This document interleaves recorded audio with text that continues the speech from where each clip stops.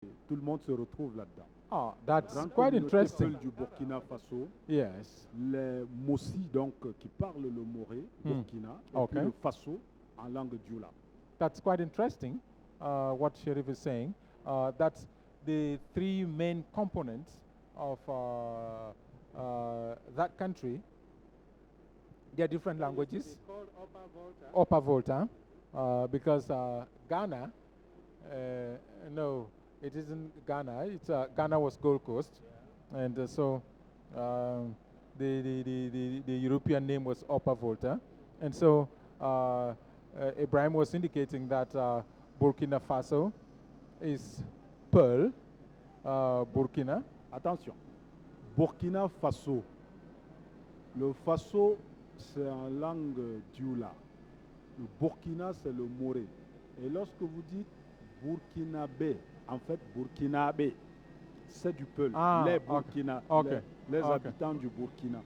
Donc, en réalité, c'est une formule qui permet que l'essentiel des communautés vivant au Burkina se retrouvent et vivent l'unité nationale.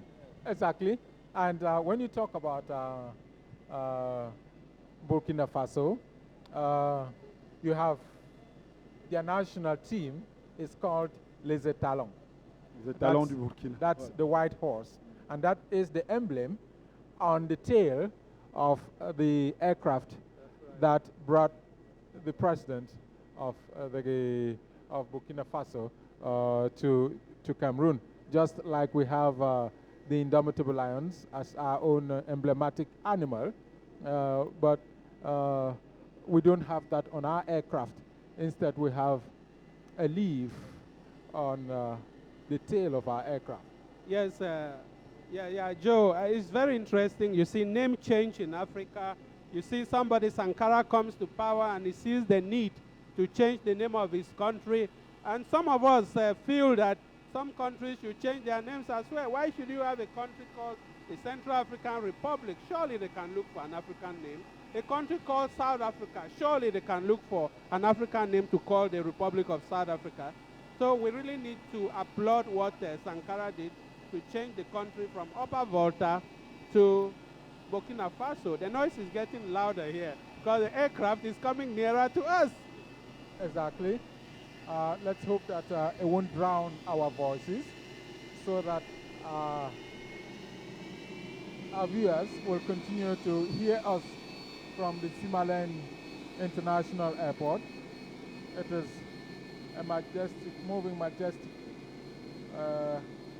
just around where the commentary booth is, where we are sitting and running the commentaries here at the Nsimalem International Airport. I don't know whether you're still getting me, but all the same, the aircraft is quite close to where we are, and let me indicate that we were and we are waiting for the concluding phase here, which will be the arrival of the President of the Republic of Congo, President Denis Sassou Nguesso. It will be the last head of state here at the Nsimalem International Airport before we call it quit here tonight.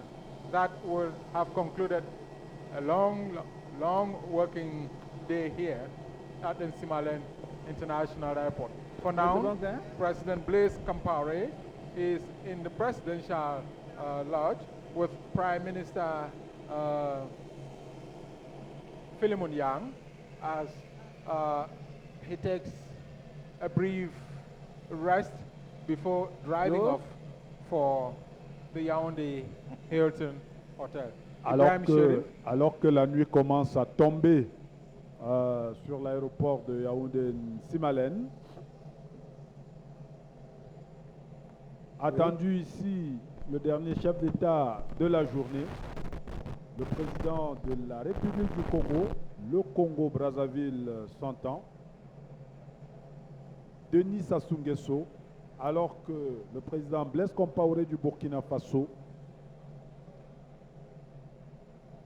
accompagné du Premier ministre, chef du gouvernement Nsimalem Yaoundé, va rejoindre la limousine présidentielle à lui affectée, direction le Yaoundé Hilton Hotel, où il va retrouver ses autres pairs, ses homologues arrivés dans la journée, Mamadou Youssoufou de la République du Niger, Manuel Pinto da Costa du Sao Tomé et Principe, Teodoro Obiangema Mbasoko de la Guinée équatoriale, Goodluck Jonathan du Nigeria, Boniyayi du Bénin, qui sont tous arrivés aujourd'hui, et le président du Burkina Faso, dont le président du Faso va être accompagné au Yaoundé Hilton Hotel par le ministre de l'administration territoriale et de la décentralisation, René Emmanuel Sadi. Il n'a pas résisté au petit bain de foule réservé aux hôtes de marque ici, notamment par la communauté burkinabé. Blaise Compaoré, qui va regagner Yaoundé, la capitale, le centre-ville, le Yaoundé Hilton, lieu de résidence des hôtes de marque conviés à ce sommet sur la sûreté et la sécurité maritime dans le golfe de Guinée, alors qu'un autre avion s'annonce, avion présidentiel probablement, et Joe, il s'agit de l'avion du président Denis Sassou Nguesso, président de la République du Congo, le Congo-Brazzaville. And that will be the last personality that we are looking forward to receive here at the Nsimalem International Airport. A regular face. He too has come to power twice. Denis Sassou Nguesso has the Congolese Labour Party as the party in power, has a lot of minerals ranging from gold, iron, phosphate. They too have oil. The government has signed an agreement to lease out 200,000 hectares of land to South African farmers to reduce the dependence on imported food stuffs. And so with a population of 4 million inhabitants, the Republic of Congo is an important player because they have a maritime corridor. Yes, that's another important, well, it's a landlocked country, all right, but they've discovered oil and other minerals there which are untapped. As you said, they have gold, they have phosphate, and the rest of them which are untapped yet. So they are looking forward to, in the coming years, to make a lot of inroads into agriculture. As you said, to reduce the imports of food into that country. It's a relatively small country, very few people. So with the minerals they have, there is a possibility that Congo-Brazzaville can really develop economically. But they have to tackle this problem, which is a menace, not just to countries that border the sea, but landlocked country as well. And as we said earlier on, they are not landlocked. Yes. They have a maritime border, and that opens up into the Atlantic where Ocean. Port Noir is, exactly where Port Noir is. So you realize that they face the same problems as all the other countries, the other 8 countries that are, strictly speaking, of the Gulf of Guinea. So the reason why the president has to come here to have this global solution to the problem of piracy and to other unlawful acts that happen around the maritime area. So President Sassou Nguesso, who is an iconic politician in that country, he has come and gone, and here he is, and he's making a lot of improvements, a lot of developments in his country to better the lot of his people. We know that he has faced a lot of criticisms. The opposition says that he's basically not had any very powerful candidate to go against him, but that doesn't matter. All we know is that he has been winning the elections, and that's another matter totally. So anytime now, the plane is going to taxi to a stop there for the Cameroonian authorities to welcome the President Sassou Nguesso, who has been a regular visitor to Cameroon all these years. He has certainly very important proposals to make because everyone is coming. First of all, I must say that the experts had already discussed most of these issues. The experts meeting that started 2 days ago, they had discussed most of these issues. So they are going to present them now to their heads of state for adoption. Maybe there can be a few changes here and there, but the experts really looked at these issues a couple of days ago on Friday. All right, we'll just have to continue. As we were saying earlier on, this country has the real potential to grow because it's getting into cooperations like with Cameroon. There's a third road that's going to link northern Congo to Cameroon. That is to improve regional economy. So we are expecting that this country of 4 million people is going to develop exponentially because the resources are there for it to do so. Ibrahim.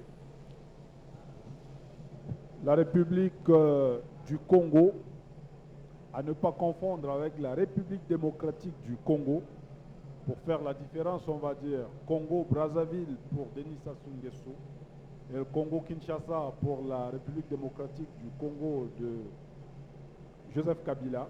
Eh bien, la République du Congo avec pour capitale Brazzaville le président Denis Sassou Nguesso qui va être accueilli comme ses autres homologues ici par le Premier ministre chef du gouvernement Nsimalem Yaoundé.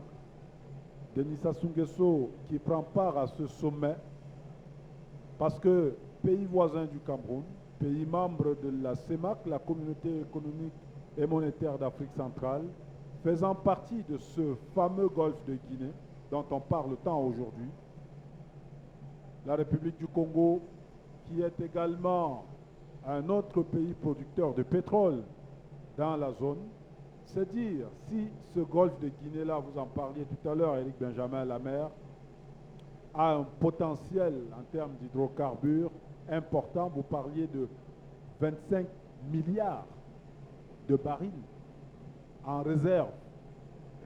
Le Congo a sa petite part là-dedans, comme le Cameroun, comme le Gabon, comme le Nigeria, comme les autres pays.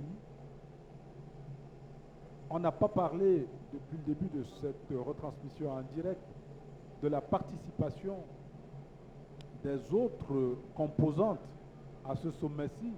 C'est la composante onusienne, la composante Union africaine, la composante américaine et européenne. Absolument. C'est une question qui va désormais au-delà des seuls pays concernés. On sait que plus de 80% du fret mondial se fait par voie maritime. Et l'une des routes maritimes passe par le golfe de Guinée. On comprend dès lors que cette question-là ne peut pas être réglée seulement par les pays concernés. Il faut qu'il y ait une coalition internationale amenée par l'Organisation des Nations Unies, l'Union africaine, qui s'approprie ces questions-là, car il y va de la sécurité du monde. Parce que les mutations des menaces sécuritaires aujourd'hui sont tellement mouvantes, sont tellement mobiles que, en tout point du monde, un péril peut se faire et l'origine peut se retrouver à des dizaines de milliers de kilomètres. Donc, cette coalition internationale va se mettre en place et on espère qu'elle va pouvoir apporter des réponses efficaces. Et le Congo, qui est pays producteur du pétrole, doit avoir également conscience. Mais il faut, Ibrahim, noter que la présence du président congolais n'est pas une surprise. Monsieur le Président de la au-delà des République, relations inter-États, Madame on sait bien Chantal Biya et le que Paul Biya et peuple Sassou Nguesso camerounais entretiennent vous des souhaitent une relations chaleureuse personnelles d'amitié. bienvenue et un Il n'y a pas agréable longtemps, séjour à sous Yaoundé. À l'occasion du sommet la sur conduite de l'ambassadeur du sûreté Cameroun et au la Congo comme lors du sécurité Mondial, on a maritime assisté dans au le jumelage golfe de Guinée. des villes de Samima et Ouando. Nsimalem, la capitale du département d'origine, chef d'État camerounais, Ouando, la capitale du département d'origine de Sassou Nguesso.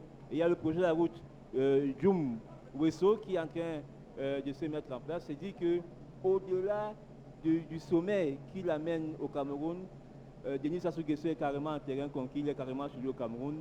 Et on imagine bien que peut-être qu'il nous fera le bonheur de prolonger son séjour. C'est d'abord le voisin, en fait, qui est là, Denis Sassou Nguesso, qui salue les corps constitués nationaux présents à l'accueil ici, à l'aéroport international de Yaoundé Nsimalem. Denis Sassou Nguesso, qui va clôturer le bal des arrivées des chefs d'État ici ce soir. Jusqu'ici sont arrivés à Yaoundé 7 chefs d'État. Le dernier, Denis Sassou Nguesso du Congo-Brazza, Blaise Compaoré du Burkina Faso et Goodluck Jonathan du Nigeria, c'était tout à l'heure.